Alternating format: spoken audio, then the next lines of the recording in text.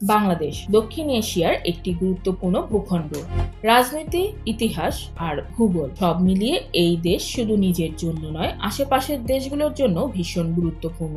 আর ঠিক এই কারণেই সাম্প্রতিক সময় বাংলাদেশের নিরাপত্তা পরিস্থিতি নিয়ে সতর্ক হয়ে রয়েছে ভারত সরকার। প্রশ্ন হলো, হঠাৎ করে কেন এই সতর্কতা? সাম্প্রতিক মাসগুলোতে বাংলাদেশের রাজনৈতিক কর্মসূচি, নির্বাচন কেন্দ্রিক উত্তেজনা, সহিংসতার আশঙ্কা এবং আইন শৃঙ্খলা পরিস্থিতি নিয়ে নানান খবর আন্তর্জাতিক অঙ্গনে আলোচনায় এসেছে। ভারতের চোখে বাংলাদেশ শুধু একটি প্রতিবেশী দেশ নয়, এটি ভারতের উত্তর পূর্বাঞ্চলের সঙ্গে সরাসরি সংযুক্ত এক কৌশলগত অংশীদার। তাই বাংলাদেশে কোনো ধরনের অস্থিরতা তৈরি হলে তার প্রভাব ভারতের অভ্যন্তরীণ নিরাপত্তা, সীমান্ত পরিস্থিতি এবং অর্থনৈতিক যোগাযোগেও পড়তে পারে। এই বাস্তবতা মাথায় রেখেই সতর্ক ভারত।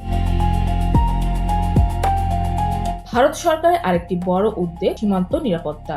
বাংলাদেশ ভারত সীমান্ত বিশ্বের দীর্ঘতম স্থল সীমান্তগুলোর একটি। রাজনৈতিক অস্থিরতা বাড়লে সীমান্তে অনুপ্রবেশ, চোরাচালান কিংবা অপরাধমূলক তৎপরতা বেড়ে যাওয়ার আশঙ্কা থাকে, যা ভারতের জন্য স্পর্শকাতর বিষয়। সেজন্যই ভারত আগেভাগেই পরিস্থিতি পর্যবেক্ষণ করতে চায়, যেন কোনো অপ্রত্যাশিত পরিস্থিতি তৈরি না হয়। এছাড়া রয়েছে কূটনৈতিক ও মানবিক দিক। বাংলাদেশে অবস্থানরত ভারতীয় কূটনৈতিক কর্মকর্তা ও তাদের পরিবারের নিরাপত্তা নিশ্চিত করাও ভারত সরকারের দায়িত্ব। আন্তর্জাতিক নিয়ম অনুযায়ী কোনো দেশে সম্ভাব্য ঝুঁকি দেখা দিলে আগাম সতর্কতা জারি করা অস্বাভাবিকতা কিছু নয়। ভারতও সেই পথেই হাঁটছে। একে সতর্কতা বলা যায়, হস্তক্ষেপ নয়।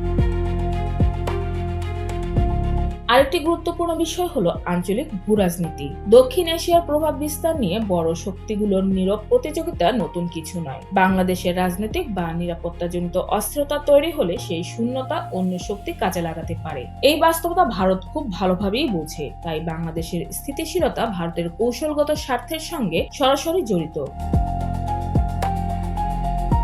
তবে এটাও পরিষ্কার করে বলা দরকার, ভারতের এই সতর্কতা মানেই বাংলাদেশের অভ্যন্তরীণ বিষয়ে নাক গলানো নয়, কিন্তু এক ধরনের আগাম প্রস্তুতি, পরিস্থিতি বোঝার চেষ্টা এবং কূটনৈতিক ভারসাম্য রক্ষা।